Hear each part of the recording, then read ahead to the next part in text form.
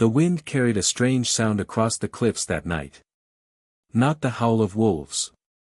Not the waves that crashed below. It was a whisper, soft, trembling, almost human. Ethan Blake froze. He had lived in the small coastal town of Ravens Hollow all his life, but he had never heard anything like this before. The locals called the deep chasm near the cliffs the Abyss. A bottomless pit where light disappeared and echoes returned in voices not your own. He had always thought it was just a legend. But tonight, the whisper was real. It called his name. Ethan. His heart pounded against his ribs. He looked down into the darkness of the abyss, his breath clouding in the cold night air. Nothing but endless black. Yet, the whisper came again. Help me. And for a moment, Ethan swore he saw something, like pale hands reaching from the void. The next morning, he told himself it was just a dream, a trick of his tired mind. But he couldn't stop thinking about it. He worked at the library in town, and even while sorting old books, his thoughts kept drifting back to the abyss. One book in particular caught his attention. Its title had faded away, the leather cracked with age. Inside, scribbled notes described the abyss as a place where souls of the lost were trapped between worlds. Their voices bled into ours, waiting for someone who would listen. And the one line that chilled him to his bones was this. Those who hear their names whispered, are already chosen. That night, Ethan stood again by the abyss, holding a lantern. His hands shook, not from the cold but from fear he couldn't explain. The whispers returned. Ethan, you promised. I never promised anything, he whispered back, though his voice cracked. You did. Long ago. The lantern flickered. His breath caught in his throat as a shape began to form in the shadows. A face, pale, hollow-eyed, lips stretched into a desperate plea. Free me. Ethan stumbled back, almost dropping the lantern. His mind screamed at him to run, but something inside, something deep, something broken, pulled him closer. For days, Ethan couldn't sleep. When he closed his eyes, he saw that face. When he opened them, he swore he saw shadows crawling across his walls. At work, his colleagues noticed his trembling hands, the way he stared blankly into nothing. One of them, Clara, touched his arm gently. Ethan, you don't look well. Are you all right? He forced a smile. Just, not sleeping much. But what he wanted to say was, I hear voices. I see things that should not exist. And I think the abyss is inside me now. That night, the whispers grew louder. Not just one voice anymore. Many. Male, female, young, old. All begging, crying, and screaming. Save us. Join us. We are waiting. His apartment seemed to shrink with every sound. The walls pressed closer. His breath became shallow.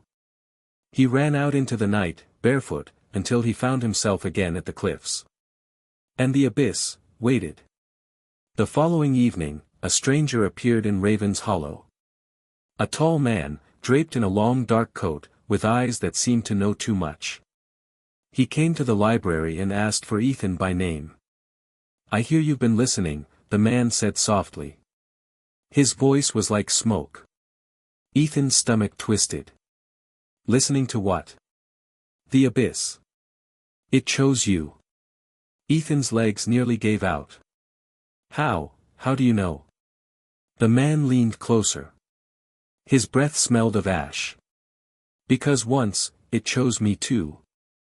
And I barely escaped. They sat in the library basement, the lights dim, the air heavy with dust. The man introduced himself as Dr. Marcus Hale, once a professor of folklore. His eyes were hollow, his skin pale, as if something had drained the life from him long ago. The abyss is not just a hole in the ground, Marcus said. It is a wound. A crack between worlds. And every soul that falls into it, is broken. They are not ghosts. They are fragments. Echoes. And when they call your name, it means they've found something in you, something weak, something empty. Ethan swallowed hard. What do they want from me? Marcus leaned in closer. His voice dropped to a whisper. They want your soul. That night, Ethan sat alone in his apartment, staring into the mirror. His eyes were bloodshot, his face pale. He barely recognized himself. But what terrified him most, was that his reflection moved a second too late. The whispers grew unbearable. He pressed his hands to his ears, but they slipped inside anyway. You are one of us. Come to the abyss. Free us, Ethan. He screamed, smashing the mirror with his fist. Blood dripped down his knuckles, but he didn't feel the pain. All he felt was the pull, the abyss calling him, demanding him. By midnight, he was back at the cliffs, standing at the edge with nothing but a lantern and his trembling resolve. The wind tore at his clothes. The abyss yawned before him, endless and hungry. Marcus's warning echoed in his mind. Once you answer them, there's no way back. But Ethan whispered into the void anyway. What do you want from me? The answer came in 1,000 voices, layered, twisted, and broken. We want you. The ground beneath him trembled. The lantern shattered. And in the sudden darkness, hands, cold, skeletal, endless, rose from the abyss and dragged him screaming into the void. Ethan fell. Not down, not in any direction he could name, he fell through the world itself. The abyss wasn't a hole in the ground, it was a tunnel of nothingness, a black spiral filled with whispers. Hands clawed at his skin. Cold breath brushed against his ears. He tried to scream, but his voice was swallowed by the endless dark. And then, silence. He opened his eyes. He was standing in a place that wasn't the world anymore.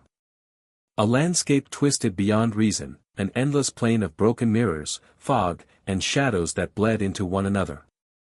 Above, there was no sky, only a ceiling of black glass, cracked and glowing faintly with veins of red. The abyss had swallowed him whole. From the fog, a figure appeared. A woman in her 20s, dressed in clothes decades out of date. Her eyes were hollow, her lips trembling. Ethan, she whispered. I've been waiting. He stumbled backward. Who are you? Her face twitched, splitting into two expressions at once, one of grief, the other of rage. Her voice echoed, layered like many speaking at once. I am no one. I am everyone. I am what remains when the abyss takes us. She reached for him. Her fingers were long, too long, stretching like smoke. Ethan ran, but the fog wrapped around his legs like chains. In the distance, Ethan saw a small wooden house, old and broken, standing in the middle of the void. He forced his legs forward and pushed inside. The house was filled with hundreds of whispering mouths, stitched into the walls, the floor, even the ceiling. They moved without faces, their words spilling like poison. Save us. Kill us. Stay with us. Ethan clutched his head, falling to his knees. His mind felt like it was splitting open. And then he saw it, a mirror in the center of the room. His reflection looked back at him, but it was smiling. Why are you running, Ethan? The reflection asked. Its voice was smooth, confident. You belong here. You always did. Ethan shook his head violently. No, I'm not one of you. I'm alive. I can get out. The reflection laughed, a sharp, metallic sound. Alive? Do you call this life? You, who hides in books, who avoids people, who drowns in loneliness. The abyss didn't choose you by mistake. It chose you because you were already broken. The words cut deep. Ethan's chest tightened. He wanted to argue, but a part of him knew it was true. Suddenly, a familiar voice broke the madness. Ethan. He turned. Standing at the door was Marcus, the stranger from town. His face was pale, his coat torn, his body trembling as if he too had been dragged back into this place. You shouldn't have answered them, Marcus growled. Now you're part of it. But maybe we can still escape. How? Ethan gasped. Marcus pulled a small, rusted key from his coat. There's a gate. A door that leads out. But it only opens if a soul is traded in your place. Ethan's stomach twisted. A soul? Whose soul? Marcus's hollow eyes burned into his. Yours, or someone else's. Before Ethan could respond, the walls of the house cracked open. Shadows poured in, hundreds of twisted figures crawling on all fours. Their faces were stretched, their mouths open in endless screams. Run!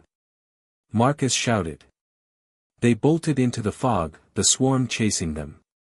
The ground beneath their feet cracked like glass, glowing red. Ethan's lungs burned, his legs weak, but he didn't dare stop. Through the mist, a massive black iron gate appeared, chained shut with symbols carved into the metal. Beyond it, Ethan saw faint light, the world. The way out. Marcus shoved the key into Ethan's hand. Open it. Ethan fumbled, trembling, trying to fit the rusted key into the lock. The whispers grew louder, the souls pressing closer. But then, Marcus's voice changed. You really believed I wanted to save you? Ethan froze. Marcus's face twisted, half shadow, half man. His eyes glowed red.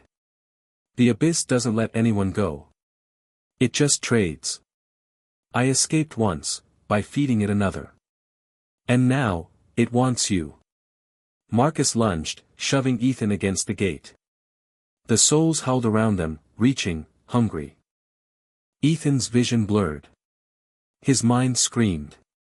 But deep inside, another voice rose, the same reflection from the mirror. Don't fight it. Embrace it. You are the abyss. For the first time, Ethan didn't resist. The whispers didn't crush him, they became him.